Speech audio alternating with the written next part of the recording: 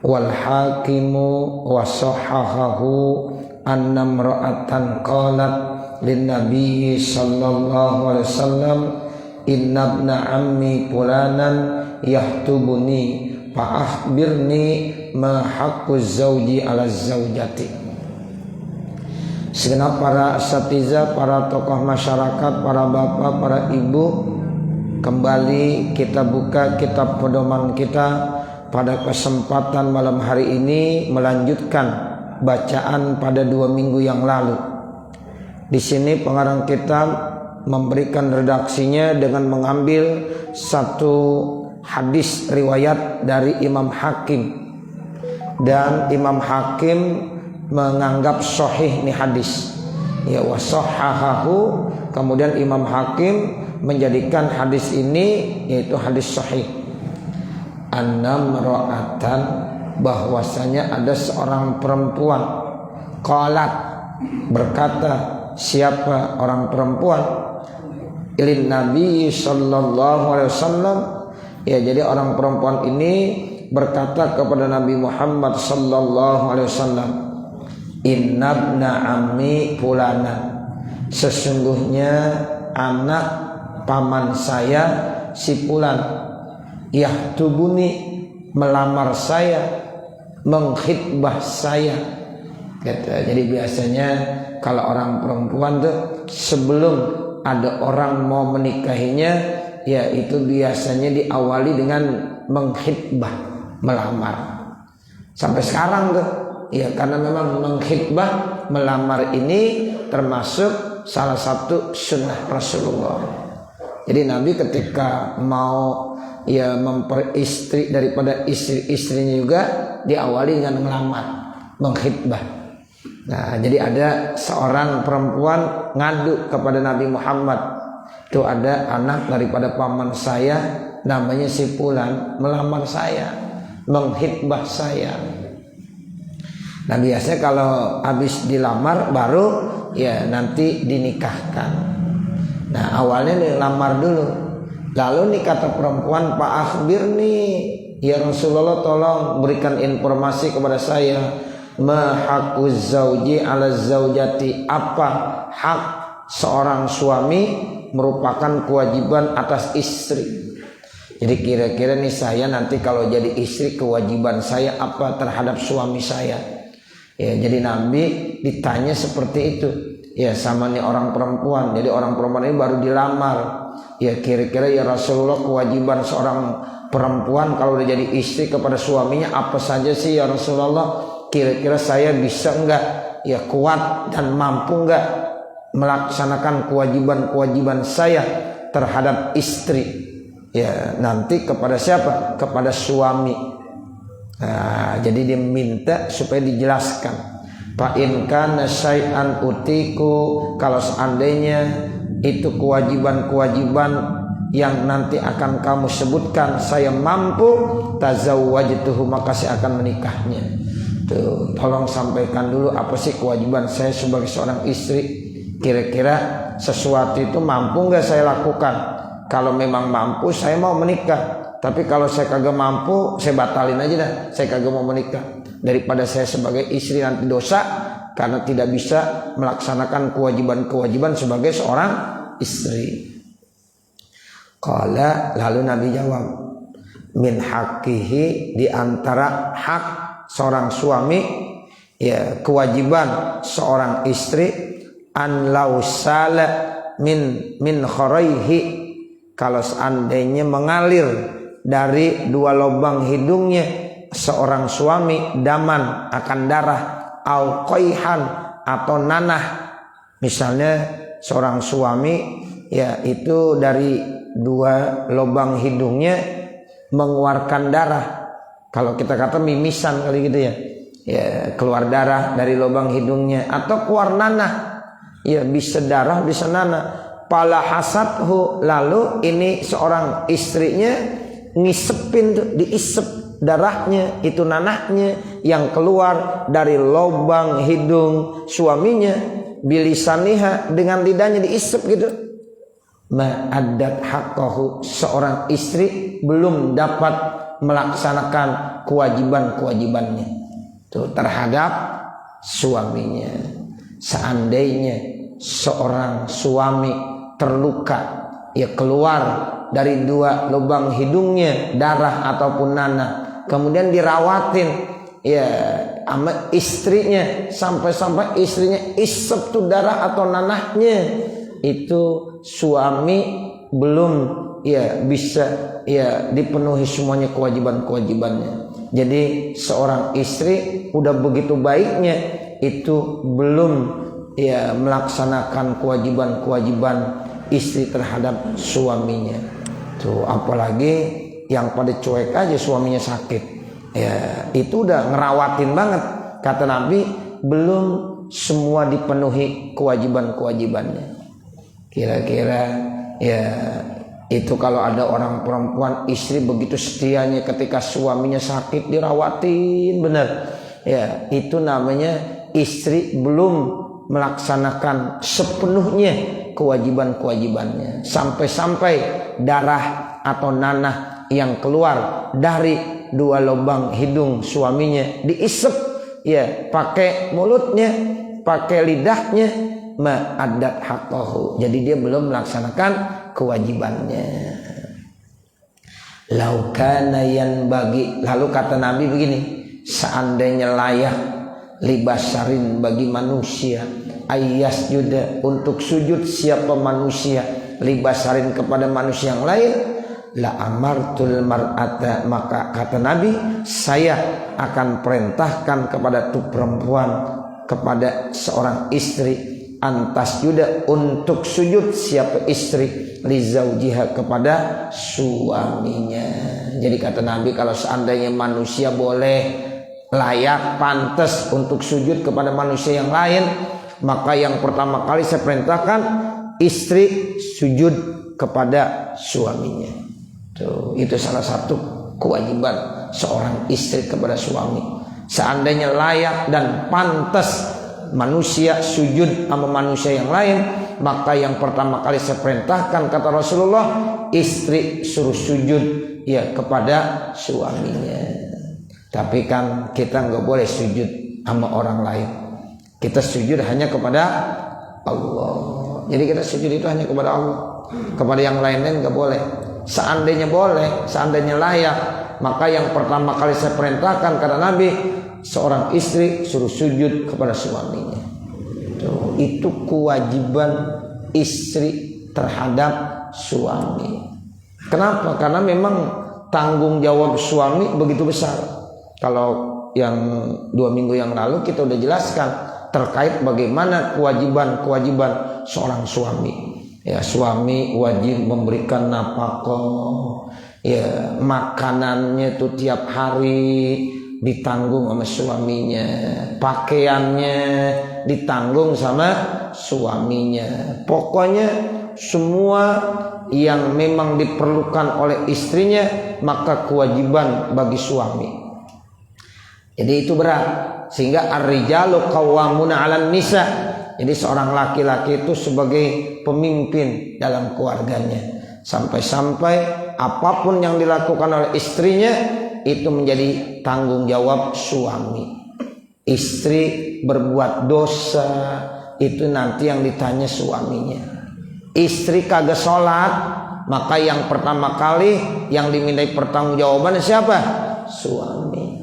Tuh makanya seorang suami harus tahu, nih istri saya udah sholat belum? Ya makanya tanya, boleh. Ya misalnya udah jam 5 sore tanya, Neng udah sholat belum Neng? Belum. Nah bagus ente tanya ya. Nah begitu kewajiban suami menyuruh kepada istrinya, kalau udah jam 5 belum sholat, ayo sholat dulu. Tuh begitu. Tapi kalau istri jangankan jam 5, dengar azan aja dia udah wudhu, sejadah udah digelar, wah cakep itu. Ya, suami jam 5:30 sholat asarnya. Iya, kan kalah ini. Nah, begitu. Tapi boleh coba-coba jam 5 tanya, Neng, udah sholat belum? Udah Bang, alhamdulillah. Nah, begitu. Ya, sekali-kali boleh nanya. Seorang suami boleh nanya kepada istrinya. Nah, seperti itu. Karena kalau istri tidak sholat, maka yang pertama kali dimintai pertanggungjawabannya suami. Kalau istri berbuat dosa, maka yang pertama kali tanya sama Allah siapa? Suami. Tapi kalau suami berbuat dosa, suami kagak sholat, suami melakukan maksiat, istri kagak dimintai pertanggungjawaban di hadapan Allah. Tuh, begitu. Makanya disinilah beban tanggung jawab seorang suami begitu berat. Ya, tanggung jawabnya di keluarga begitu berat. Ya, sehingga seorang istri diharapkan untuk benar-benar taat dan patuh kepada suami. Tuh, sehingga sampai-sampai kepatuhannya seandainya layak dan pantas manusia boleh sujud kepada manusia yang lain, maka kata Nabi, yang pertama kali saya perintahkan istri ayo sujud sama suaminya. Tuh begitu. Tapi kan ini nggak boleh kata Nabi.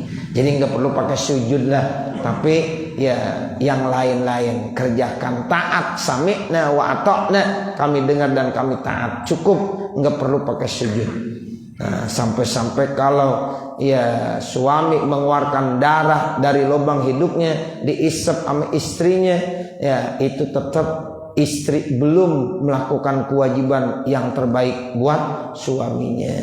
Begitu. Makanya ibu kalau suami lagi sakit dirawatin yang benar. Ya, jangan suami baru 1 hari 2 hari sakit aja, ya istrinya sudah ya banyak mengeluh. Jangan. Ya, jadi ini kewajiban istri melayani, merawat ya istri, ya suaminya.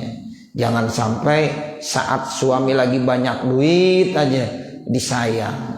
Saat suami sakit, bokeh, nggak punya duit, dicuekin. Nah, ini bagaimana mau masuk surga? Padahal suami itu penyebab masuk surga atau masuk nerakanya seorang istri. Nah, begitu. Jadi kewajiban seorang istri begitu kata Nabi.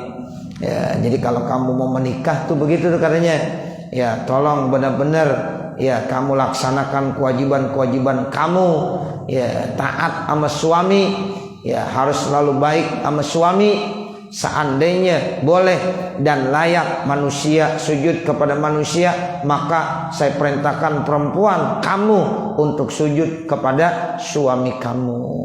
Tuh begitu ya. Kemudian izan, lalu kata nih perempuan ya apa, iza dakhala alaiha lima padalahullah alaiha. Kenapa itu? Karena katanya Allah sudah memberikan keutamaan ya kepada suami alaiha, di atas istri itu. Jadi antas juga li zaujiha iza dakhala alaiha lima fadalahullahu alaiha. Qalat, lalu ini perempuan tadi yang nanya sama Rasulullah bilang, wallazi ba'atsaka bil haq, demi ya Allah yang telah mengutus engkau wahai Nabi Muhammad dengan benar, la atazawwaju, maka saya kagak jadi menikah, ma baqaitu fid dunya, selama saya masih di dunia saya enggak akan menikah. Akhirnya tuh perempuan enggak mau menikah, dia takut. Kenapa? Karena kewajibannya begitu berat. Ya, saya takut tidak bisa melaksanakan kewajiban saya, makanya saya urungin, kagak jadi saya menikah. Tuh, karena takut berat. Nah, makanya kita sebagai seorang perempuan ataupun kita sebagai seorang laki-laki yang menjadi calon-calon suami dan calon-calon istri, bahkan sekarang sudah menjadi suami dan sudah menjadi istri, nah itu tolong benar-benar dijaga. Kita punya hak dan punya kewajiban, ya benar-benar dilaksanakan hak dan kewajiban kita. Suami punya hak dan juga punya kewajiban, istri punya hak dan juga punya kewajiban. Nah, itu mana duluan? Kewajiban dulu harus dilaksanakan, baru minta hak. Jangan hak mulu yang kita minta. Mana hak saya? Mana hak saya? Sementara kewajiban belum dilaksanakan. Jadi kalau dalam aturan Pak, Ibu, ada hak, ada kewajiban. Itu yang harus diutamakan kewajiban dulu. Kita nih kewajiban kita kepada Allah apa? Ibadah. Ibadah. Kalau rezeki itu nanti hak Allah akan ngasih. Ya, makanya Allah udah bilang, nahnu narzukuka, kami yang akan memberikan rezeki kepada kamu. Makanya kita rezeki santai aja. Jangan sampai kita terlalu memikirkan rezeki. Ya, sampai 24 jam kita kejar-kejar sampai lupa ibadah. Sementara kewajiban kita apa? Ibadah. Wa ma khalaqtul jinna wal insa illa liya'budun. Tidaklah saya ciptakan jin dan manusia kecuali tujuannya untuk ibadah kepada saya. Tuh, jadi kewajiban kita ibadah. Nah, kalau udah ibadah kita laksanakan, rezeki nanti Allah yang jamin. Wa ma min dabbatin fil ardi illa 'alallahi rizquha. Ini kadang-kadang kita kewajiban kita nggak pikirin, tapi yang udah dijamin sama Allah kita pikirin terus. Rezeki udah dijamin, tapi kita pikirin siang malam kita cari. Kadang-kadang sholat kita tinggalin, ngaji libur mulu. Ya, kenapa? Repot. Ya, tapi kalau Allah udah tentuin ente rezekinya nih sekian, walaupun ente nggak tidur nyari rezeki ya segitu-gitu juga. Tuh begitu. Tapi kalau kita udah melaksanakan kewajiban, insya Allah udah jamin rezeki kita. Tuh, makanya ingat tuh begitu Bapak Ibu Saudara. Ya, jadi rezeki udah dijamin. Tapi kalau sorga belum dijamin sama Allah. Siapa yang menjamin kita masuk sorga? Nah, gak ada yang jamin. Tapi kalau rezeki dijamin sama Allah. Ya, itu tadi ayatnya, wa ma min dabbatin fil ardi illa 'alallahi rizquha. Selama kita hidup jangan takut kita kelaparan, karena Allah udah jamin rezekinya. Cuma kadang-kadang kita kurang yakin. Nah, begitu. Kita kurang yakin nih. Ya, sehingga kita lebih yakin sama bos. Kalau bos manggil cepet-cepet ngaji libur akhirnya. Kenapa kamu kemarin libur ngaji? Mohon maaf Ustaz, bos manggil. Tuh, begitu. Dikalahin ngaji. Ya, bosnya. Ya, padahal yang ngasih rezeki bukan bos, tapi bos daripada bosnya siapa? Allah Subhanahu wa ta'ala. Sholat kadang-kadang ditinggalin. Ya, lagi mau sholat udah serebet, mau ke musola Al-Barokah dan rapi bener. Telepon. Ya, mohon datang sekarang. Ada apa? Ya, lu mau nggak nih duit gua mau gaji? Gitu. Nggak jadi, buka tuh sarung, jalan udah. Nah, begitu. Padahal yang memberikan rezeki ya bukan bos itu, di atasnya bosnya lagi, Allah Subhanahu wa ta'ala. Tuh, kita kadang-kadang masih begitu. Ya, makanya ayo kita benerin. Ya, kewajiban kita ibadah kepada Allah Subhanahu wa ta'ala. Rezeki udah dijamin sama Allah. Nih kita belum yakin banget. Ya, kita belum yakin. Nah, padahal rezeki udah dijamin. Ikhtiar ya itu boleh, tapi ikhtiar tidak bisa merubah takdir. Itu yakin Bapak Saudara. Ya, ikhtiar nggak bisa merubah takdir. Kita walaupun dagang 24 jam, kalau memang udah mau dikasih 10 juta, ya udah 10 juta. Ya, walaupun ke impres 1 jam sama ke impresnya 5 jam, kalau memang dapatnya 5 juta, ya udah 5 juta juga. Nah, begitu. Jadi ini perlu kita yakini. Ya, makanya ibadah itu penting. Baru kalau udah kewajiban kita laksanakan, hak ya baru Allah kasih. Sama kita sebagai suami, kewajiban kita dulu kita laksanakan. Nah, nanti baru hak kita. Istri begitu juga, kewajiban istri apa? Laksanakan, nanti baru dapat hak-haknya. Ini kata Rasulullah, karena sehubungan ada pertanyaan seorang perempuan. Jadi orang perempuan itu jadi takut akhirnya, karena Rasul bilang seperti itu. Masya Allah, berarti jadi calon istri berat banget itu. Seandainya nanti saya udah menikah, saya menjadi istri, maka kewajiban saya berat sekali. Sehingga dibilang wallazi ba'atsaka bil haq la atazawwaju ma baqitu fid dunya. Sehingga jadi nikah dah katanya. Nah, begitu, karena begitu beratnya kewajiban seorang istri terhadap suaminya.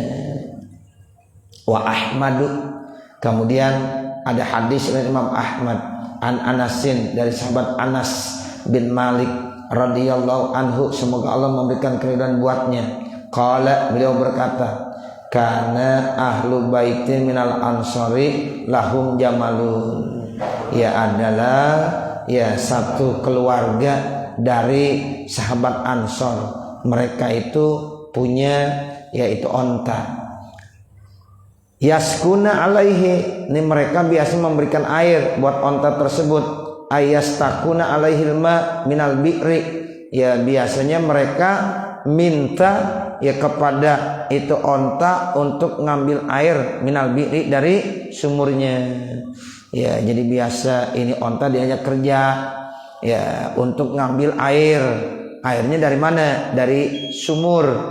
Nah itu jadi nanti onta yang ngambil ya dengan tenaga onta tersebut.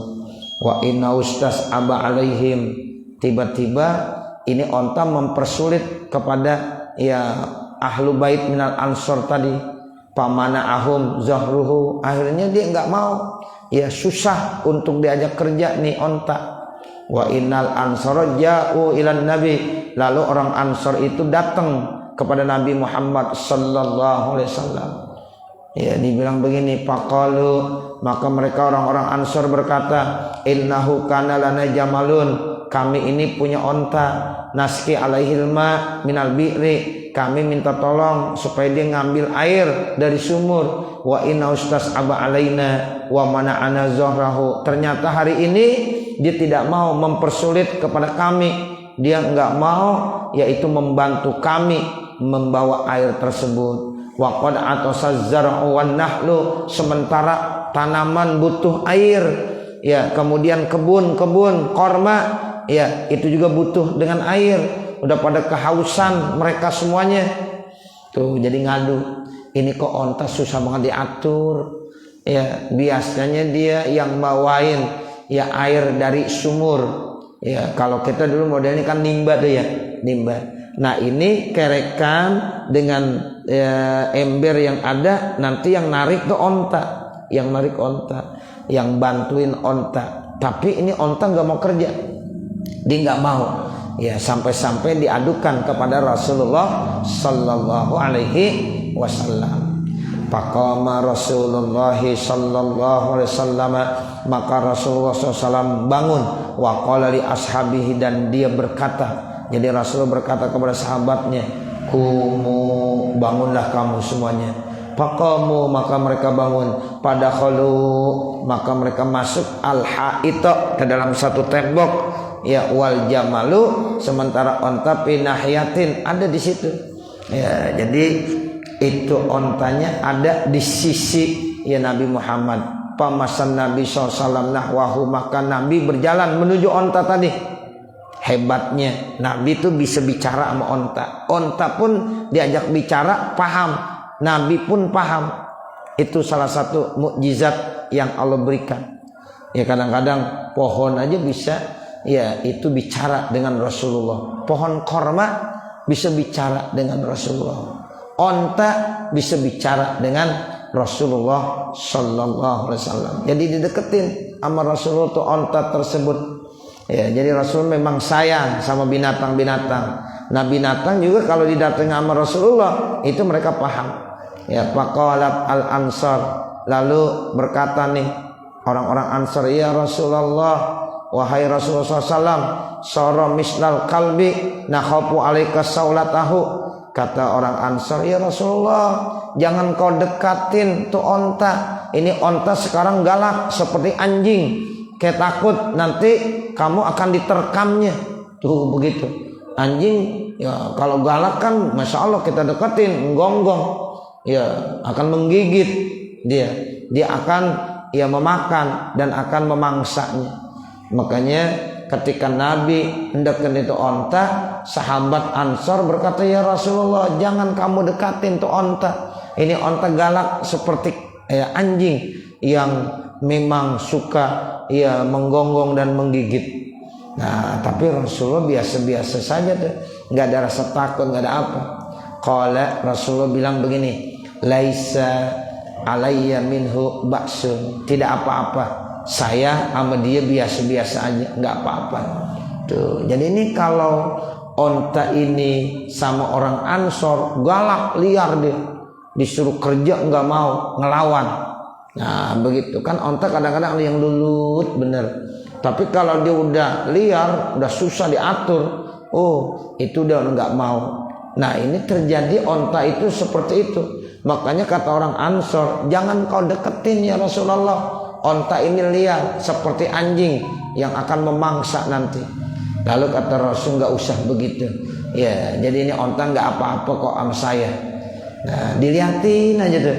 Falamma nazara al jamal ila Rasulillah, maka tatkala ia melihat onta itu mendekati Rasulullah, akbil nahwahu, dia datang menghadap Rasulullah, hatta kharra sajidan baina yadayhi, sehingga onta itu langsung dia sujud di depan Rasulullah.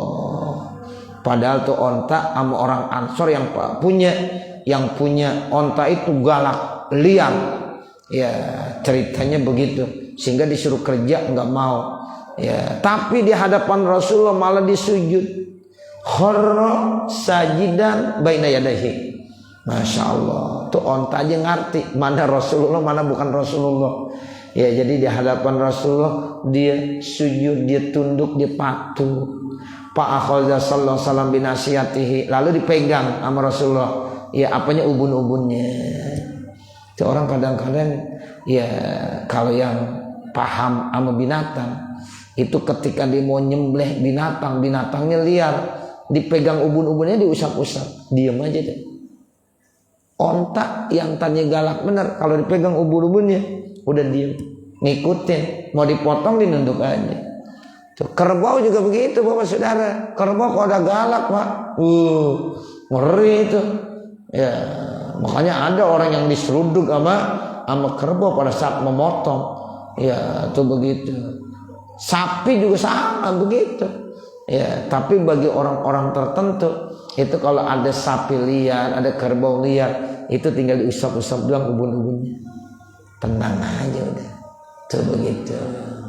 Kalau Rasulullah Masya Allah, ya onta sujud, coba bayangkan, ya tunduk, dipegang tuh ubun-ubunnya, ya Masya Allah, dibilang azilla maka qattu, ya hatta adkhalahu fil amali. Apa yang menyebabkan kok kamu nggak mau kerja? Kan kamu ini punyanya tuan ini orang ini. Kenapa kamu nggak mau kerja?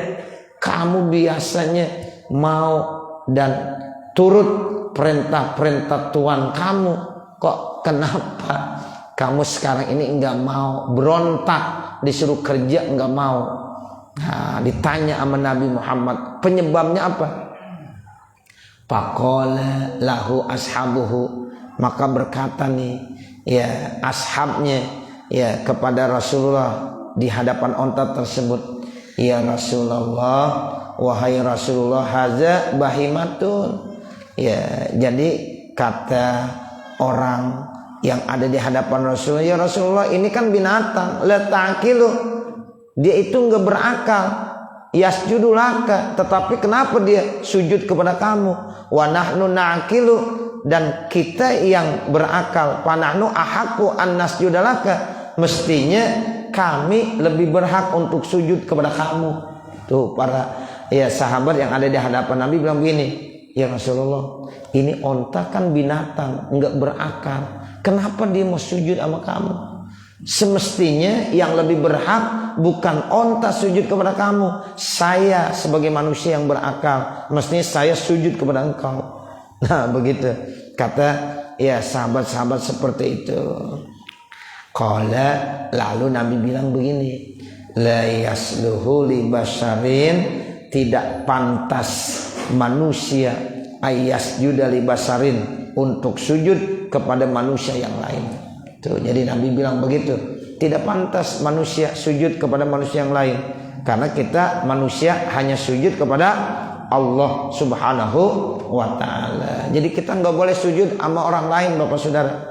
Kita ada pemimpin, ada orang kaya, ada yang hebat, tetap nggak boleh sujud, biasa aja salaman. Bahkan yang diperintahkan untuk dicium tangannya bukan mencium tangan orang kaya, tapi tangan orang tua kita dan tangan orang yang alim, ya, yang merupakan guru kita. Itu yang disunahkan kita cium tangannya. Kalau orang kaya, pejabat, ada lurah, nggak perlu cium tangan Pak Lurah. Ada camat, nggak perlu cium tangannya Pak Camat. Ada presiden, nggak perlu cium tangan presiden. Ya, tapi kalau orang tua kita cium tangannya bolak-balik boleh. Ada guru kita, orang alim, orang soleh, cium tangannya bolak-balik boleh. Tuh begitu. Orang kaya nggak boleh kita cium tangannya karena kekayaannya. Ya, sebab kalau ada orang ia tunduk dan patuh dengan sebab kekayaannya, maka 2/3 hilang keimanannya. Nah, seperti itu. Jadi kata Nabi, manusia tidak boleh sujud kepada manusia yang lainnya. Nah, seperti itu. Makanya kita sujud hanya kepada Allah. Nah, sujud pun ada waktunya. Kapan sujud? Saat lagi sholat. Jadi sujud itu Pak, Ibu, hanya saat lagi sholat. Yang kedua, saat sujud tilawah. Kalau kita baca Quran, kemudian ada ayat yang di dalam ayat tersebut kita diperintahkan untuk sujud, itu namanya sujud tilawah. Boleh kita sujud tilawah. Yang ketiga, sujud pada saat sujud syukur. Nah, pada saat kita sujud syukur itu kita sujud, namanya sujud kepada Allah. Udah 3 itu aja.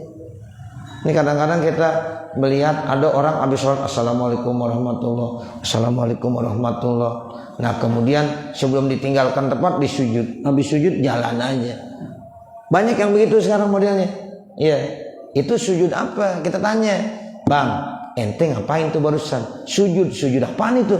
Iya, sujud sholat bukan, sujud tilawah bukan, sujud syukur bukan, nggak boleh. Ya, makanya kita kalau mau melakukan sesuatu harus tahu, jangan main ikut-ikutan saja. Ini kadang-kadang kita perhatiin banyak orang yang ya kadang-kadang ya habis duduk disujud, habis sujud jalan. Ya, nah ini kita tanya sujud apa sebenarnya? Nah begitu. Jadi sujud itu kepada Allah hanya satu, posisi kita lagi sholat. 2, posisi kita lagi sujud syukur. 3, posisi kita yaitu lagi sujud tilawah. Selain 3 itu nggak ada sujud, itu nggak ada. Ya, jadi nggak boleh kita sujud sembarangan. Ya, dan sujud itu hanya kepada Allah Subhanahu wa taala. Nah, itu dalam 3 posisi tadi. Makanya kata Nabi, seandainya boleh ya manusia sujud sama manusia yang lain. Nah, ini kata Nabi, walau saluha li basarin, kalau seandainya pantas manusia sujud ayas juda li basarin, ya untuk sujud kepada manusia lainnya, la amartul mar'ata, maka saya perintahkan perempuan antas juda li zaujiha, yaitu seorang perempuan disuruh sujud kepada suaminya. Kenapa? Li azmi haqi alaiha, karena begitu besar haknya seorang suami alaiha, atas orang perempuan. Itu begitu. Laukana min qadami ila maproqi rasi, kalau seandainya telapak kakinya sampai kepalanya ya qarhah, ada ya di situ semacam nanah, ya tanajjas bil qayhi, yang bisa menjadi kotor dengan sebab nanah, wasodid, sama nanah juga, sumastaqbalathu, kemudian dia ya isep gitu, pala hasyathu ma addat haqqahu. Tuh seandainya dibersihin, diisep sama istrinya, itu seorang istri belum melaksanakan hak-hak suaminya. Ya, itu sampai seperti itu. Ya, jadi begitu besar tanggung jawab kewajiban ya seorang istri, sampai-sampai kalau seandainya dari ujung rambut yang ada di kepala itu terluka semuanya sampai telapak kakinya, diisepin semuanya tuh ya sama istrinya, itu pun ya istri belum melaksanakan sepenuhnya kewajiban-kewajiban istri terhadap suaminya. Tuh begitu. Masya Allah. Jadi kalau kita lihat ya bagaimana kewajiban seorang istri berat sekali. Ya, makanya ayo kita jadilah istri-istri yang solihah, yang senantiasa bisa memberikan kebaikan-kebaikan buat suaminya. Kenapa? Karena suami tanggung jawabnya begitu besar, sehingga nanti akhirnya suami bahagia, istri pun bahagia, selamat dunia akhirat, sehingga dua-duanya bisa masuk ke dalam surganya Allah Subhanahu wa ta'ala. Jadi kesimpulannya, ketika kita menjadi seorang suami, kita harus tahu hak dan kewajiban kita sebagai suami. Ketika kita menjadi istri, maka kita juga harus tahu ya apa hak dan kewajiban kita sebagai istri. Nah, inilah yang dapat kita baca dalam kesempatan malam hari ini. Nanti baru kita lanjutkan waruya annahu sallallahu alaihi wasallam dan seterusnya. Mudah-mudahan apa yang kita baca pada kesempatan malam hari ini ada manfaatnya. Amin ya rabbal alamin. Wa sallallahu ala sayyidina Muhammadin wa ala alihi wa sahbihi wa sallam. Walhamdulillahi rabbil alamin. Al-Fatihah.